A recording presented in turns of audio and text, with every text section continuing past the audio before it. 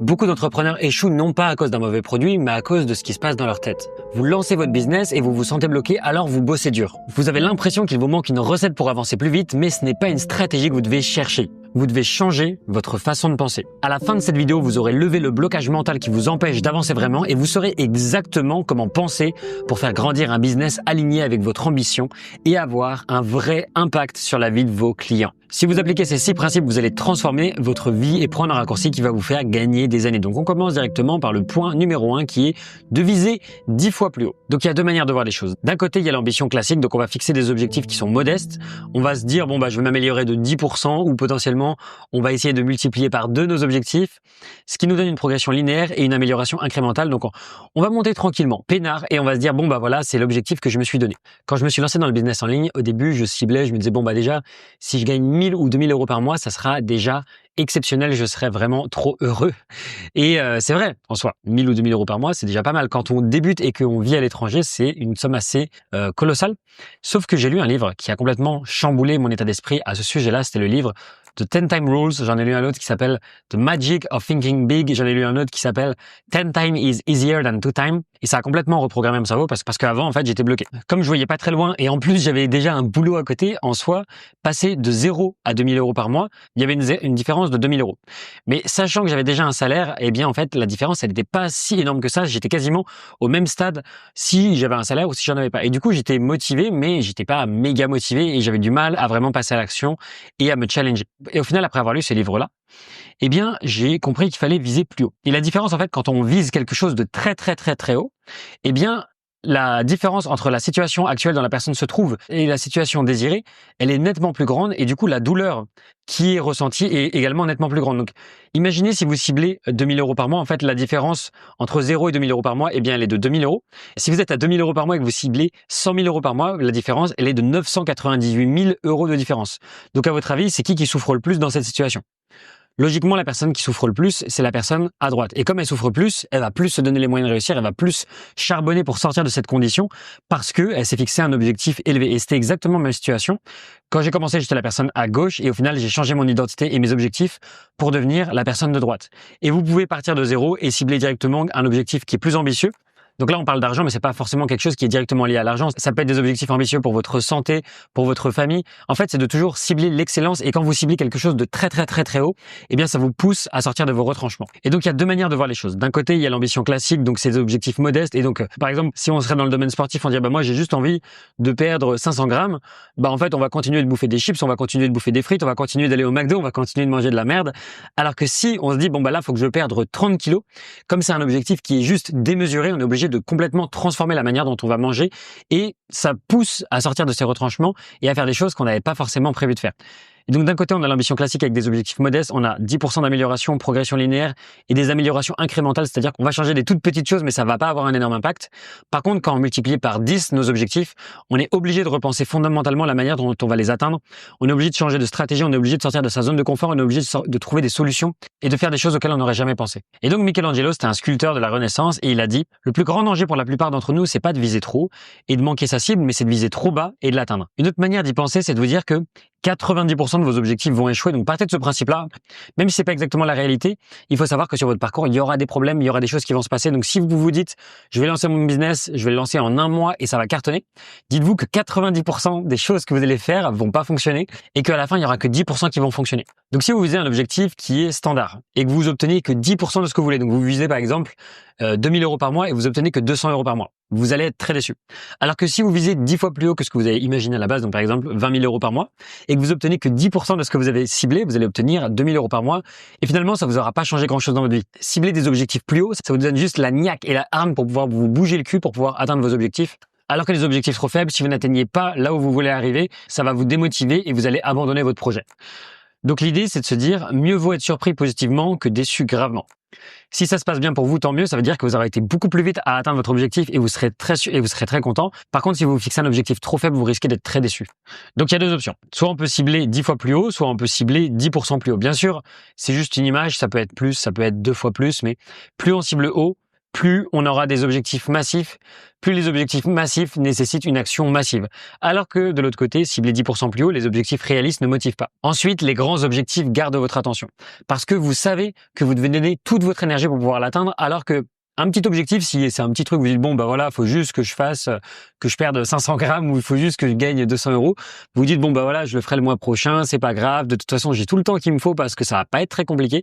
Alors que quelque chose de démesurément immense, vous allez vous dire, faut que je me pousse le cul pour pouvoir atteindre cet objectif-là parce que j'ai pas le choix. Sinon, je vais jamais l'atteindre. Donc de l'autre côté, on a un objectif qui nous motive beaucoup moins, mais en plus, si on a le moindre obstacle, on se dit bon bah c'est pas grave, de toute façon, ça va pas changer ma vie, c'est pas très grave. Dans le pire des cas, je peux prendre un autre boulot, je peux faire autre chose, il y a plein d'autres options. Et ensuite, un objectif qui est 10 fois plus grand, ça rend évident le 80% abandonné parce qu'on dit qu'il faut se concentrer sur le 80-20, c'est la loi de Pareto, se concentrer sur le 20% qui apporte le 80% des résultats. Quand vous avez un objectif qui est immense, vous savez exactement ce que vous devez couper parce que vous dites bon bah est-ce que ça va me permettre d'atteindre mon objectif qui est très ambitieux rapidement? Oui, je le fais, non, je le coupe. Et pareil, dans l'autre sens, un objectif à 10%, on sait pas vraiment à quoi dire non parce qu'on se dit, bon, bah, est-ce que je devrais faire ça? Est-ce que je devrais faire ça? Ouais, bah, peut-être que les deux objectifs, peut-être que les deux actions vont me permettre d'arriver là-bas, mais bon, de toute façon, j'ai le time, c'est pas un problème. Et donc, avoir des objectifs très ambitieux, ça vous permet d'être plus focus et d'avoir plus de résultats finalement. Et c'est pour ça que j'ai mis ce dessin de fusée. Mon objectif, c'est de vous dire de viser la Lune. Et même si vous n'arrivez pas sur la Lune, vous atteindrez les étoiles. Donc, vous devez bien comprendre la différence de douleur entre cette personne-là de 0 à 2000 euros par mois et lui de 2000 à 100 000 euros par mois. La différence, c'est que plus le problème il va être douloureux, plus vous allez avoir envie de passer à l'action et plus vous passez à l'action, plus vous obtiendrez des résultats. Donc la première étape à faire, c'est de définir vos objectifs, de les multiplier par 10 et de cibler vraiment quelque chose de colossal. Et pour débloquer votre potentiel et pour vraiment vous les ancrer dans votre cerveau, je vous invite à recopier vos objectifs 2 fois par jour. Pourquoi 2 fois par jour? Ça peut sembler énorme et peut-être que vous n'avez pas de temps à ça et peut-être que vous dites que vous avez d'autres choses qui sont plus intéressantes à faire. Pourquoi le faire? Pourquoi faire ça? Parce que vous serez 730 fois plus focus qu'un concurrent qui recopie ses objectifs uniquement une seule fois par an. Pourquoi? Parce que si vous recopiez une fois vos objectifs par an, bah, vous vous rappelez une fois de cet objectif-là. Si vous faites ça en janvier, par exemple, et ben, chaque mois qui passe, vos objectifs, ils sont de plus en plus éloignés et vous avez plus en plus de mal à vous les remémorer. Alors que si chaque jour, chaque matin et chaque soir, vous voulez noter 365 fois 2, ça fait 730 et ça fait que matin et soir, vous vous remémorez, vous savez que vous avez des objectifs qui sont énormes et vous savez qu'ils sont vraiment ancrés dans votre cerveau et que vous risquez pas de les oublier. Le deuxième point, c'est de souffrir pour réussir. Et donc, je vais vous raconter une petite story. Au Brésil, ils jouent à un sport qui s'appelle le futsal. Et donc, le futsal, c'est quoi? C'est un petit peu comme le football, sauf que c'est un ballon qui est beaucoup plus lourd. Le ballon, il est beaucoup plus petit, il est beaucoup plus lourd, il dégomme les pieds. Le terrain, il est tout petit. En général, il joue sur du sable et donc, ça rend la pratique qui est très difficile parce qu'on est obligé de s'entraîner dans des conditions déplorables. Et du fait que le ballon il soit tout petit et qu'il éclate les pieds, eh bien il y a 6 fois plus de contact avec le ballon parce que le terrain est plus petit aussi, donc on le touche tout le temps et donc on s'améliore beaucoup plus rapidement. Et donc c'est pas un hasard si les meilleurs joueurs au monde ils viennent du Brésil. Pourquoi je vous raconte tout ça? Parce que plus vous vous entraînez et plus vous souffrez, plus ce sera facile ensuite de réussir. Et c'est ce qui m'amène au concept de pratique délibérée.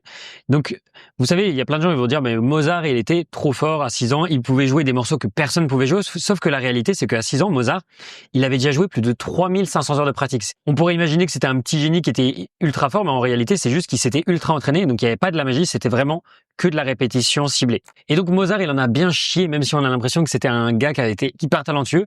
En fait, non, c'est le travail qui paie et c'est comme ça qu'il a réussi à atteindre un niveau de malade parce que son père l'a forcé quand il était tout petit à travailler comme un malade, à pratiquer le piano entre 5 et 10 heures par jour. Donc, ce qui nous amène en toute logique au principe de pratique délibérée.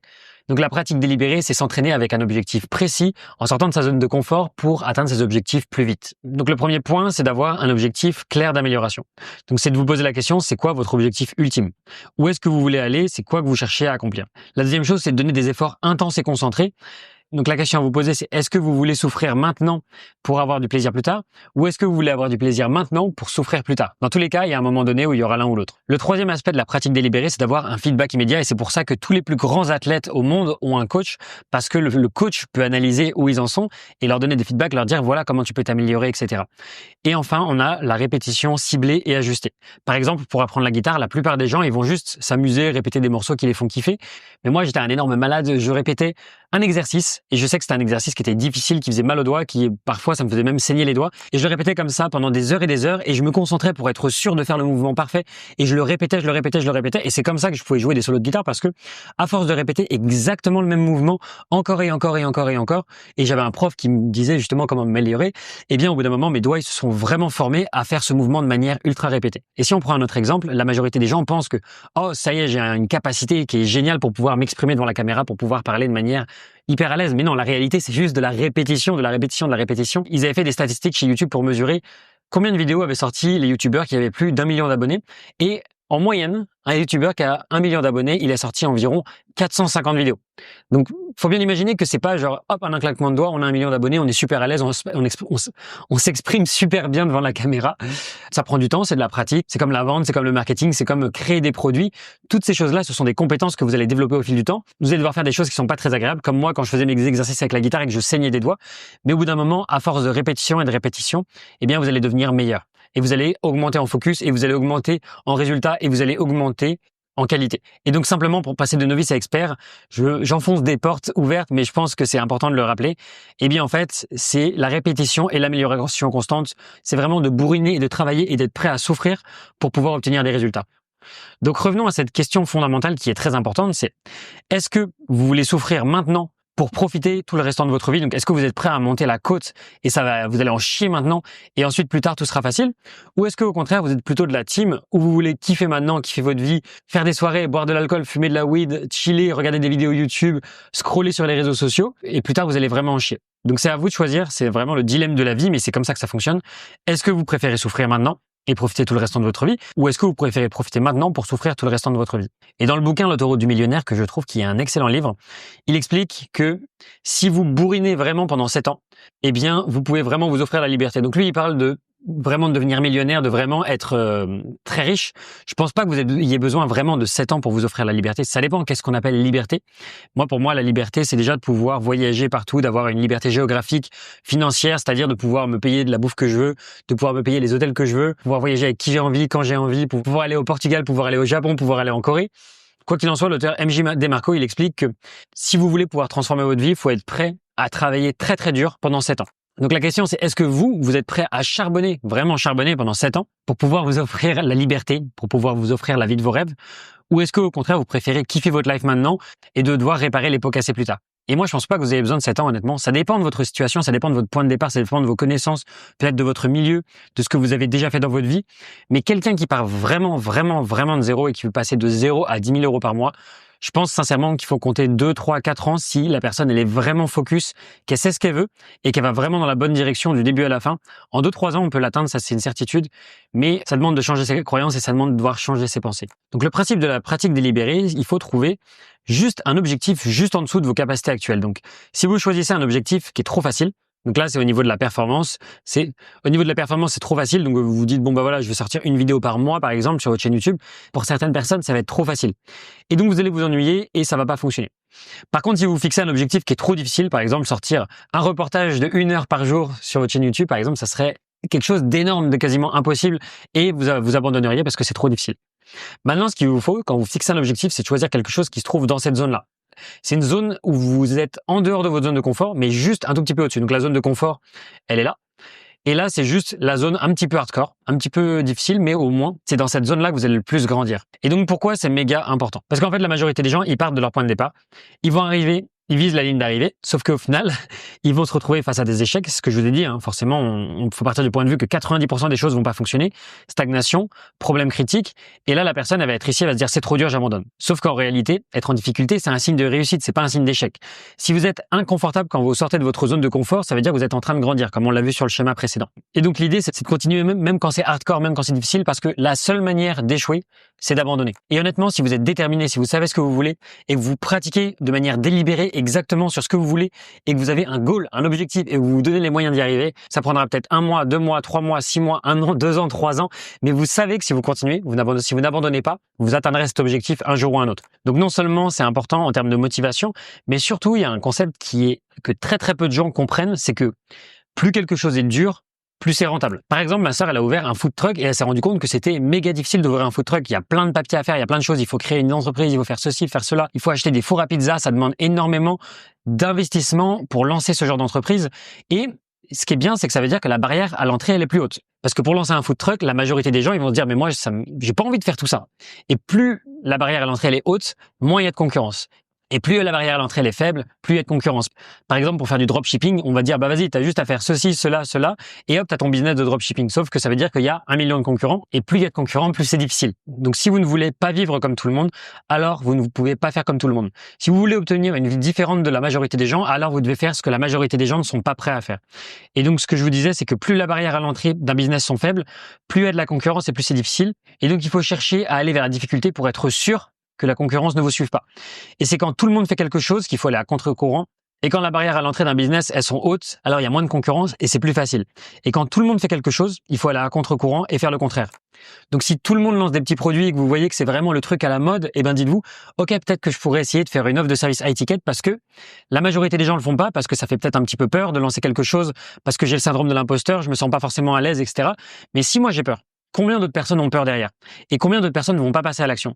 Donc si vous êtes le genre de personne qui passe à l'action et que vous choisissez quelque chose qui vous fait sortir un petit peu de votre zone de confort, alors c'est là où vous aurez le plus grand effet de levier parce que la majorité des gens, ils vont pas passer cette barrière, ils auront pas le courage de le faire et c'est là où vous pouvez trouver un océan bleu et littéralement vous démarquer. Le troisième élément, c'est d'avoir un mindset d'abondance. Mais qu'est-ce qu'un mindset d'abondance? Si vous êtes un homme et que vous recherchez une femme, la majorité des mecs en boîte de nuit, ils vont essayer d'aller draguer, ils vont essayer d'aller pécho la meuf, sauf que la meuf au final, elle a 1 milliard de choix et le mec il va être en galère, il va être devant la meuf, il va dire allez s'il te plaît, viens avec moi et donc là, il y a aucune chance que la meuf elle ait envie de repartir avec ce gars-là parce que le mec, il est en galère alors que de l'autre côté, si vous vous dites c'est bon, de toute façon moi j'ai besoin de rien, je suis déjà à l'aise, j'ai déjà toutes les meufs que je veux, je sais qu'elles viennent à moi, etc. Donc vous êtes dans ce mindset d'abondance, vous allez vous dire que de toute façon les choses elles viennent à moi naturellement, etc.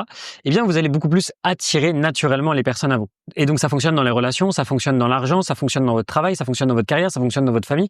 Si vous avez ce mindset d'abondance, ça va complètement transformer votre vie. Et donc pour que vous compreniez bien, qu'est-ce que c'est la différence entre le mindset d'abondance et le mindset de rareté? C'est que le mindset de rareté, vous imaginez, donc c'est comme si vous avez un gâteau et quand vous prenez une part, en fait, il y a une part de moins dans le gâteau. Et donc le principe, c'est que c'est un jeu à somme nulle. Ça veut dire que s'il y a une personne qui gagne, il y a une autre personne qui perd. Donc si vous avez un business par exemple et que vous avez un concurrent qui gagne beaucoup d'argent, vous allez vous dire si lui gagne beaucoup d'argent, ça veut dire qu'il y a moins de clients pour moi, ça veut dire que moi je vais être dans la merde, ça veut dire que putain, c'est pas possible, je suis stressé et à la fin du mois, vous pétez un câble parce que vous avez l'impression d'être vraiment de pas avoir de clients, de galérer et que tous vos concurrents vous ont volé vos clients. Et donc de l'autre côté, on a une vision du monde qui est complètement opposée. Et donc c'est la mentalité d'abondance, c'est le mindset d'abondance. Donc le principe clé, c'est de vous imaginer qu'en fait, le gâteau, c'est pas un jeu à somme nulle, donc c'est-à-dire qu'il y a autant de parts de gâteau qu'on veut. Et en fait, le gâteau, il continue de grossir, c'est une tarte qui peut s'agrandir et qu'il y a toujours de la nouvelle valeur qui va se créer, il y aura toujours des besoins sur cette planète et il y a des opportunités en illimité. Donc du point de vue de l'entrepreneur, qu'est-ce que ça donne? Si vous avez un mindset d'abondance, ça veut dire que vous allez pouvoir coopérer avec des gens, donc vous allez vous dire, voilà, si on fait un partenariat, on est tous les deux gagnants-gagnants parce qu'on n'est pas en train de se tirer dans les pattes, on n'est pas en train de se voler les clients mutuellement. Ça vous permet d'attirer des talents. Donc, ça veut dire que si vous êtes vraiment dans l'abondance, eh bien, vous allez attirer des meilleurs clients parce que vous allez attirer des clients qui sont comme vous, qui vont se dire qu'ils sont dans un mindset d'abondance. Et donc, s'ils sont dans un mindset d'abondance, ça veut dire qu'inconsciemment, vous allez attirer des clients qui ont de l'argent à vous. Et donc, eux, ils ont de l'argent, donc ils vont pouvoir acheter votre offre. Et donc, ça, c'est une boucle vertueuse qui est bénéfique à tout le monde. C'est-à-dire que vous allez pouvoir transformer votre vie, qui va pouvoir transformer la vie d'autres gens, qui va pouvoir transformer la vie d'autres gens, qui va pouvoir transformer la vie d'autres gens. Et vous repoussez des personnes qui ont ce mindset négatif de scarcity. Par contre, dans l'autre sens, si vous avez ce mindset de rareté, vous allez attirer naturellement des gens qui sont comme vous.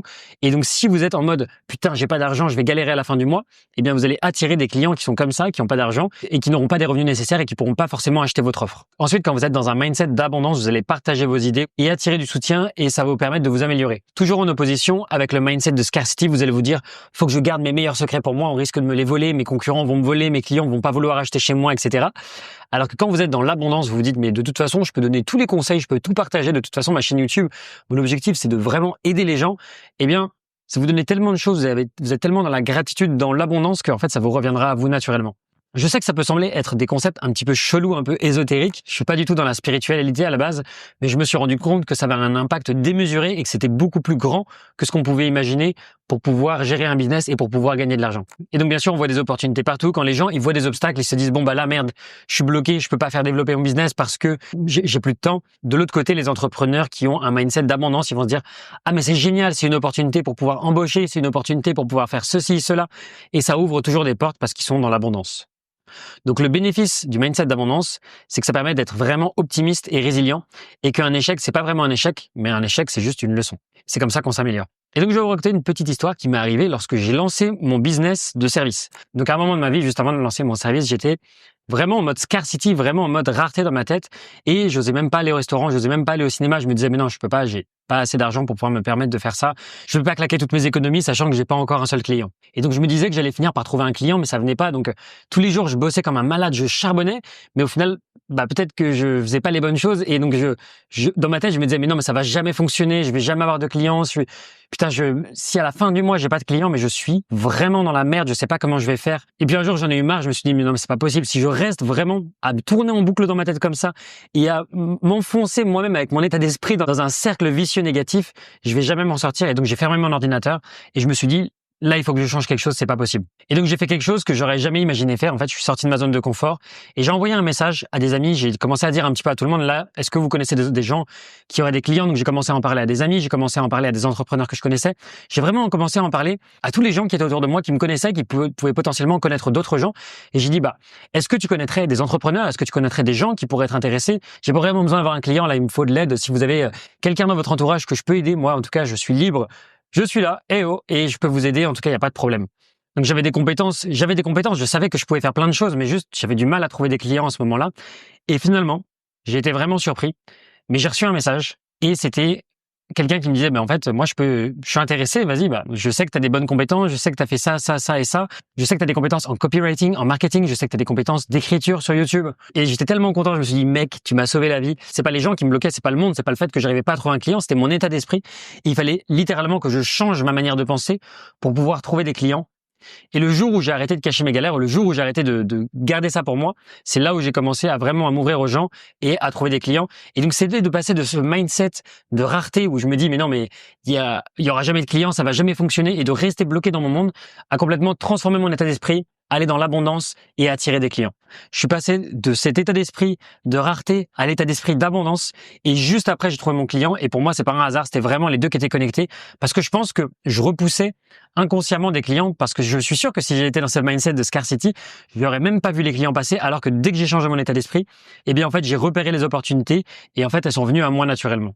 Donc je vais vous donner 3 clés pour reprogrammer votre cerveau à l'abondance. Le premier point, c'est ce qui vient du livre The Gap and the Gain, qui est un excellent livre. Et dans le livre, il explique qu'il y a 2 manières de se comparer. Donc c'est le achieved, c'est là où vous en êtes. Donc c'est votre point d'aujourd'hui. Et donc soit vous pouvez vous comparer par rapport à votre idéal. Donc là, dans ce cas-là, vous êtes en train de mesurer, vous êtes en train de vous comparer avec la version parfaite de vous-même. Et dans ce cas-là, vous êtes dans le gap, c'est-à-dire que vous êtes dans le fossé.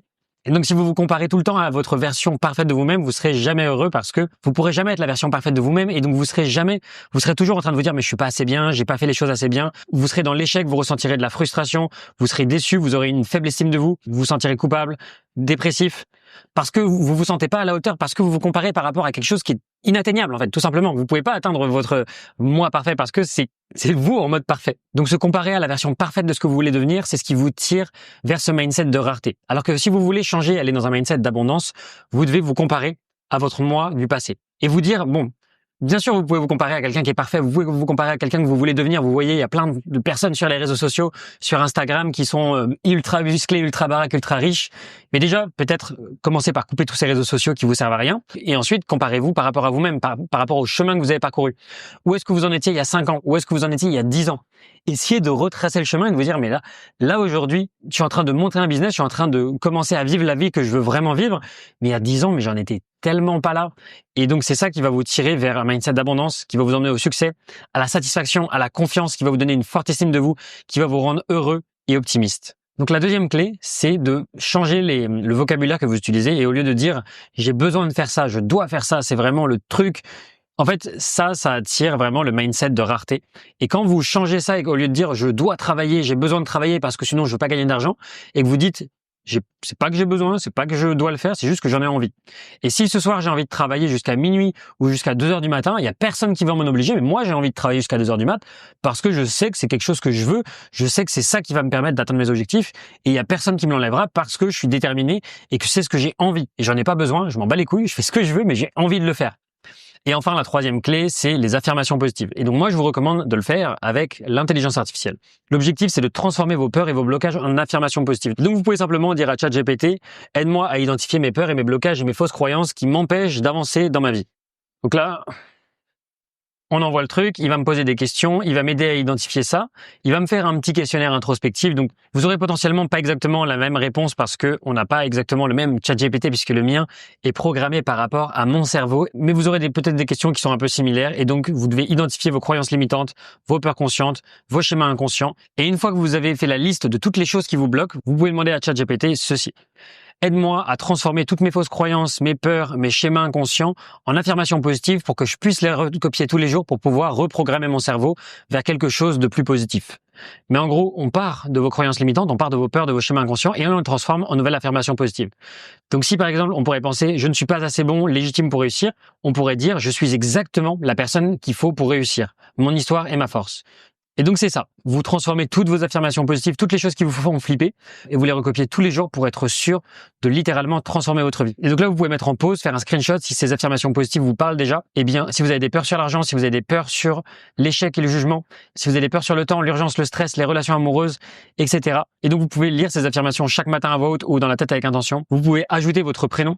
Vous pouvez en écrire 3 au hasard dans votre carnet chaque jour. Vous pouvez les ancrer dans votre corps. Dites-le en marchant, en respirant profondément ou en vous regardant dans le miroir. Pour moi, ça a extrêmement bien fonctionné. Les périodes où je devais reprogrammer mon cerveau, ma petite routine, c'était de le faire tous les soirs et tous les matins à chaque fois que je vais dans ma salle de bain. Eh bien, je mets ça en me brossant les dents, en prenant ma douche. J'écoute des affirmations positives et ça me permet de littéralement reprogrammer mon cerveau vers quelque chose de plus positif.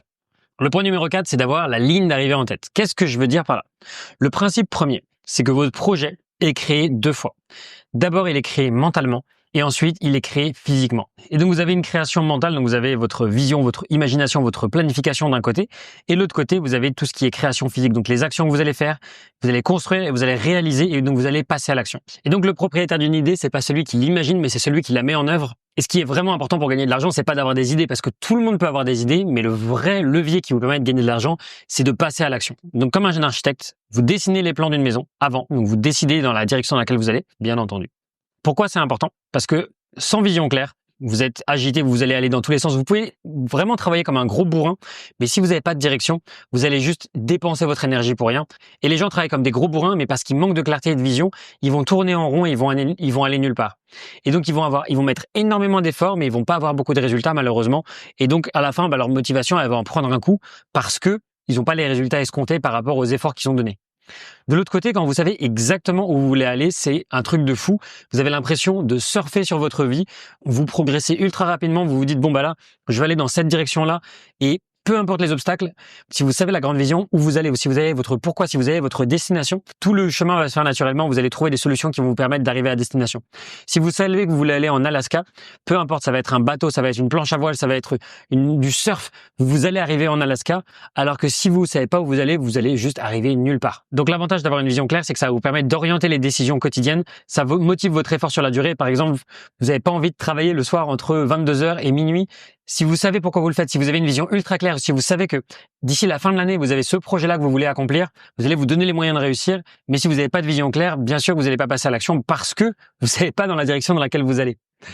Et donc, si vous avez une équipe, ça permet d'aligner toute votre équipe sur un but commun et ça donne du sens à chaque tâche que vous faites. Parfois, une tâche, vous allez la trouver juste désagréable, vous n'allez pas kiffer le faire. Donc, par exemple, moi, je dois faire des tâches administratives, j'aime pas le faire, mais je pense pas à juste une petite bataille. Je me concentre pas sur un élément spécifique, je me concentre sur la grande guerre. Et l'objectif, c'est pas de gagner chaque bataille, mais c'est plutôt de gagner la grande guerre. Et pour gagner la grande guerre, je dois connaître l'objectif de cette grande guerre, il faut que ce soit tangible dans ma tête. Par contre, si je me concentre sur chacune des petites batailles et que je me dis, bon, bah voilà, chaque bataille doit être géniale, agréable, etc. Bien sûr que je vais jamais gagner la grande guerre. Donc, il faut être prêt à faire des petits sacrifices tous les jours pour pouvoir atteindre le grand objectif. Parce que si vous faites pas des sacrifices pour atteindre votre objectif, alors c'est votre objectif qui devient le sacrifice. Par exemple, pendant des mois et des mois, je savais plus dans quelle direction je voulais aller. Je savais que je voulais lancer un nouveau business. C'était un moment où j'étais sur une phase de transition, mais j'arrivais pas à mettre le doigt sur putain, c'est ça ma niche, putain, c'est ça mon offre, il faut que j'aille dans cette direction et que je bourrine et là, je vais avoir des résultats. Et comme j'étais vraiment perdu dans ma tête, je savais pas dans quelle direction aller, eh bien, je travaillais comme un bourrin, je me disais, mais non, mais je peux pas me permettre de pas travailler, donc je culpabilisais parce que je travaillais 12 heures par jour, mais au final, j'allais dans aucune direction, j'avais aucun résultat et je pétais un câble et dès que j'ai trouvé ma direction et que Je savais, je me suis dit, mais non, mais c'est ça qu'il faut que je fasse. Il faut que je lance ce projet-là, que je fasse ça. Donc, c'était de lancer ma communauté school, de me donner les moyens de réussir. Je me suis dit, putain, mec, il faut que tu donnes tous tes moyens, que tu donnes toute ton énergie là-dessus et tu vas voir que ça va payer et que tu vas avoir des résultats. J'ai créé ça, je me suis donné les moyens et vraiment, c'était difficile. On peut pas dire que, hop, tous les jours c'était rose, la vie était belle, mais j'ai bien galéré, j'ai bien trimé, j'ai bien bossé. Mais comme je savais exactement la direction dans laquelle je voulais aller, que j'avais ma vision qui était ultra claire, ultra précise, j'avais littéralement l'impression de surfer sur ma vie, de surfer sur les vagues, de me dire « Ok, c'est pas grave, aujourd'hui je travaille 12 heures, je veux pas voir mes potes, c'est pas grave, je vais juste travailler parce que je sais ce que je veux et c'est ça qui va me permettre de pouvoir transformer ma vie et de pouvoir transformer la vie de mes clients. » Et donc la leçon de cette histoire, c'est que avant, j'étais complètement paumé et je savais pas dans quelle direction aller et je m'épuisais à travailler sans connaître la direction. Et après, quand j'ai découvert ma vision et que je savais ce que je voulais, eh bien, tout était devenu plus facile. Je travaillais autant, mais j'avais une énergie multipliée par 10 parce que je savais où je voulais aller. Et donc, si on prend notre cher ami Steve Jobs, le fameux, il avait une vision qui était très très claire. Pour lui, Apple, ça devait être une révolution. Il avait sa vision, c'était un ordinateur pour tous. Il voulait déjà de base que tout le monde ait un ordinateur. Et donc pour lui, c'était comme une boussole dans sa tête. Il se disait, mais toutes les actions que je fais, ça va être lié à cette décision. Et donc chaque choix orienté par la vision, qui fait que dans les difficultés, il surmontait chaque obstacle et qu'il était beaucoup plus persévérant et que toute l'équipe était alignée vers un but commun, celui de créer l'ordinateur qui pourrait se retrouver dans tous les salons de toutes les maisons. Et donc pareil pour les plus grands sportifs de tous les temps. Quand un marathonien, il veut gagner une course, il doit imaginer la ligne d'arrivée dans sa tête. Et l'entrepreneur, c'est comme un marathonien. Il va visualiser la ligne d'arrivée pour puiser de l'énergie dans les moments les plus difficiles de son parcours. Il y a des moments où c'est hardcore, il y a des moments où on n'a plus d'énergie, mais quand vous savez ce que vous voulez et que vous êtes au bout du truc, ça va être 10 fois plus facile de vous battre parce que vous avez le mental, vous savez que c'est ce que vous voulez, vous savez que vous allez vous donner les moyens de réussir. Et d'ailleurs, les plus grands joueurs de boxe, ils fermaient les yeux, ils visualisaient la réussite comme s'ils étaient sur le ring le jour où ils ont gagné. Et donc, vous pouvez faire la même chose. Vous pouvez très bien prendre le temps de fermer les yeux, de visualiser à quoi ressemblerait votre vie quand vous aurez réussi et atteint tous vos objectifs. Et c'est pourquoi d'ailleurs je vous donne accès à ce fameux prompt pour définir votre futur avec précision et intention. Donc vous avez simplement à le prendre, à le copier, à le coller dans ChatGPT. Et donc ce prompt, il dit quoi? Il dit « Pose-moi des questions pour définir mes objectifs, donc ce que je veux être, ce que je veux accomplir, ce que je veux posséder, ma journée idéale, mon environnement idéal, et pour chaque réponse, aide-moi à être plus précis. » Et donc il va vous poser des questions très précise comme ça. Et donc pour recevoir ce prompt, vous pouvez vous rendre dans le groupe School avec le lien dans la description. Vous me posez la question, je vous le donnerai, il n'y aura pas de problème. Donc répondez simplement à toutes ces questions-là. J'ai fait cet exercice-là il y a 5 ans, ça a complètement changé ma vie. Et donc je vous inviterai à le faire. Aujourd'hui, vous pouvez le faire avec l'intelligence artificielle. Prenez le temps de le faire, ça prendra 5, 10, 20 minutes. Mais si vous n'avez pas encore défini votre vision du futur, faites-le et ça va être incroyable. Le point numéro 5, c'est d'être responsable. Donc être responsable, donc il y a 2 points. D'un côté, il y a être une victime, c'est comme si vous restiez assis et que vous vous plaignez quand la voiture elle est en panne et vous cherchez même pas à ouvrir le capot. Et de l'autre côté, être responsable, c'est de devenir le mécanicien et chercher des solutions pour résoudre le problème. D'un côté, on a le locus de contrôle externe, ça veut dire que vous aviez l'impression que rien ne dépend de vous, que tout ce qui vous arrive, eh bien c'est à cause du monde, à cause de l'environnement, à cause de la société, à cause de la crise et donc vous n'êtes pas responsable. Et de l'autre côté, ça veut dire que peu importe ce qui vous arrive, vous êtes responsable, vous êtes en contrôle de ce qui vous arrive, même si c'est une coupure d'électricité, vous dites c'est moi qui suis responsable, qu'est-ce que je peux faire pour prendre mes responsabilités? Je peux aller chercher une lampe torche, j'aurais pu préparer un générateur, bref, c'est de ma faute, peu importe ce qu'il arrive, c'est moi le fucking responsable de ma vie. Et donc vous avez 2 options, soit vous allez choisir la mentalité de victime, donc vous blâmez les autres, c'est-à-dire que c'est jamais de votre faute. Vous subissez les problèmes, quand il se passe quelque chose, c'est « Ah mais ma vie, machin, etc. » Vous jouez la victime pour avoir raison. Vous répétez « Mais pourquoi ça m'arrive à moi? Pourquoi ma vie elle est trop nulle? Pourquoi machin, etc. » Vous créez pas de solution, vous êtes toujours dans l'attente que les choses arrivent à vous. Et le résultat, c'est que vous finissez que avec des problèmes, plein de frustration, mais au final, vous résolvez jamais vos problèmes. Pour vous donner un petit exemple dans un livre, l'auteur expliquait que dans sa rue, il y avait un acteur qui était très très connu et qui était très très riche. Et donc la rue était complètement dégommée, elle était vraiment abîmée. Les voisins, ils disaient mais non, mais ça devrait être à l'acteur le plus connu et le plus riche de payer pour cette rue parce qu'il est riche, il a de l'argent. Je comprends pas pourquoi il a plein de thunes et il fait rien pour payer la route pour les autres. Et nous, on doit attendre que la ville fasse quelque chose pour nous aider. Et l'auteur du livre dit mais c'est n'importe quoi. Au lieu de se plaindre de cet acteur qui paye pas pour la route, alors qu'au final, il a rien demandé à personne et qu'en plus, déjà, il accepte d'être dans notre quartier. En fait, il faut partir du point de vue que cet acteur, il élève la valeur du quartier parce qu'il est là et qu'on peut être fier d'avoir ce mec-là dans notre quartier. Donc en fait, ça devrait plutôt être à nous de prendre notre responsabilité, d'investir, que tous les habitants du quartier investissent pour réparer la route, pour pouvoir faire la plus belle route possible pour que cet acteur connu puisse rentrer chez lui. Et donc en fait, c'est de prendre les responsabilités au lieu de se dire c'est aux autres de faire, c'est aux autres de payer, c'est aux autres de machin. C'est de se dire pourquoi ça serait pas à moi de faire les choses? Pourquoi ça serait pas à moi de prendre mon courage à 2 mains, de porter mes couilles et de faire les choses que je dois faire? En vrai, je dis ça, mais ça me vénère parce que j'ai plein de gens dans mon entourage qui sont comme ça et Il n'y a qu'une manière de changer sa vie, c'est de prendre ses responsabilités, de se dire que c'est moi qui dois changer les choses et donc de se dire je suis la cause, je suis pas la conséquence. C'est moi qui décide de ce qui m'arrive. Tout ce qui m'arrive, c'est grâce à moi ou à cause de moi. Je vous dis, j'ai un accident de moto, quelqu'un me fonce dedans, et ben c'est pas de la faute du mec, c'est de ma faute parce que peut-être que j'aurais pu ne pas être là à ce moment-là, peut-être que j'aurais pu faire autre chose. C'est moi qui ai conduit ma moto, c'est moi qui ai eu cet accident. Imaginons il y a un changement de loi, je perds tout mon business, c'est de ma faute, j'aurais dû anticiper ça. Donc je choisis la liberté, pas la sécurité. Je transforme chaque situation, donc chaque problème, en opportunité. Et je ne justifie pas mes désirs et on dit je le veux parce que je le veux, point barre. Et donc vraiment, c'est de se dire j'ai l'identité de quelqu'un qui passe à l'action. Et ça, l'identité de passer à l'action, on va vous dire tu l'as ou tu l'as pas. Mais moi, je peux vous dire une chose, c'est que quand je suis né, quand j'étais petit, quand j'avais 10 ans, 15 ans, j'étais pas le mec qui passe à l'action. J'étais pas le gars qui hop, direct, il va bourriner. J'ai toujours été dans mes pensées. J'ai plein d'idées dans ma tête. Je passe ma vie à réfléchir. Et au fil du temps, je me suis dit, mais non, mais ça sert à quoi de penser?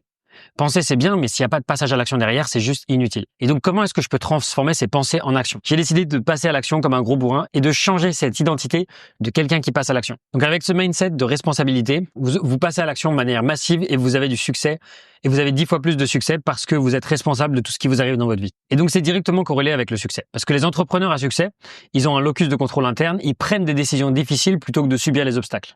Et donc, la réalité, c'est que si vous avez une responsabilité totale de tout ce qui vous arrive dans votre vie, vous savez que vous pouvez changer les choses. Alors que si vous n'êtes pas responsable, vous allez juste subir votre vie et vous pourrez rien changer. Donc, il y a 3 questions à vous poser pour passer du statut de victime à celui de leader. La première, c'est qu'est-ce que je contrôle à 100% dans cette situation? Comme le disent les stoïciens, il y a des événements sur lesquels on peut changer les choses et les événements sur lesquels on ne peut pas changer les choses. Et donc, dans chaque situation, il y a toujours quelque chose qu'on peut changer. Et donc, c'est de laisser aller les choses qu'on peut pas contrôler et de se concentrer sur les choses sur lesquelles on peut contrôler la situation. Ensuite, pour chaque échec, se poser la question, quelle leçon puis-je en tirer? Et enfin, quelle est ma prochaine action concrète pour pouvoir reprendre le pouvoir? Et donc moi, je vous donne un petit challenge si vous voulez vraiment changer et passer de victime à responsable, c'est que pendant les 7 prochains jours, chaque fois que vous avez envie de dire ça marchera pas, mais non, c'est pas fait pour moi, etc. Demandez-vous, mais qu'est-ce que je peux faire pour changer ça? Qu'est-ce que je peux faire pour passer à l'action et pour faire en sorte que ça fonctionne? Et donc testez et vous verrez à quel point ça va changer votre vie.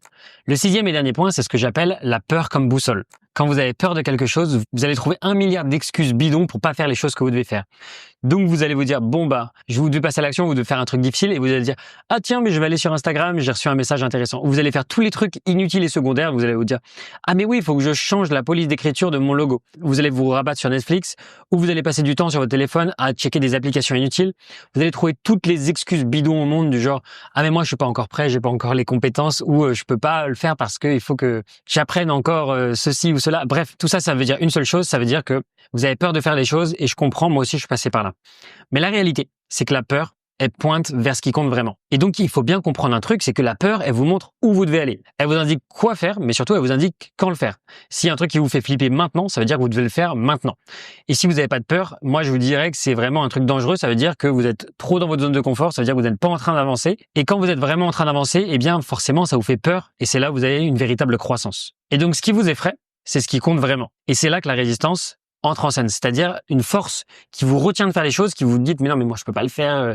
Vous trouvez 1 milliard d'excuses, c'est ce que je vous montrais à l'instant. La résistance, c'est une force qui vous empêche de faire ce que vous devez faire vraiment. Donc elle vous fait procrastiner, elle vous fait douter, elle vous fait fuir. Mais c'est quand le truc que vous devez faire a le plus de sens pour vous, c'est ce qui est le plus important. Et donc plus votre projet il est important, plus la résistance elle sera forte. Et donc plus vous avez peur, plus vous devez y aller, plus vous devez passer à l'action. Et donc si vous écoutez cette peur et que vous vous dites bon en fait elle a raison, il faut pas que j'avance, ça veut dire qu'elle a gagné. Et si vous avancez, vous allez grandir. Et donc, quand vous avez peur, rappelez-vous de pourquoi vous faites ce que vous faites, parce que sans pourquoi, vous échouerez à la moindre peur ou au moindre obstacle. Donc, rappelez-vous une chose, c'est que la caverne dans laquelle vous redoutez de pénétrer contient le trésor que vous recherchez. Donc, si vous êtes un coach, un formateur ou un créateur de contenu et que vous ressentez une de ces 6 peurs, que vous sentez que vous êtes complètement bloqué, eh bien, c'est normal. Ça fait partie du parcours. Moi aussi, je suis passé par là et je vous ai donné un petit peu mon expérience et comment j'ai réussi à m'en sortir. Si vous générez entre 0 et 2 000 euros par mois et que vous voulez générer entre 4 et 10 000 euros par mois, parfois, ce qui vous bloque le plus, c'est votre mindset. Et c'est pour ça que je vous offre un appel de coaching gratuit que vous pouvez recevoir gratuitement en cliquant sur le lien dans la description. On pourra parler de tous vos blocages, de toutes vos peurs, de toutes vos croyances limitantes et je vous donnerai un plan d'action pour pouvoir les éradiquer et pour pouvoir vous permettre de vous débloquer définitivement et aller chercher ces 4 à 10 000 euros par mois. Sur ce, cliquez sur le lien dans la description pour recevoir votre appel de coaching gratuit et on se retrouve de l'autre côté. C'était Tony. Ciao!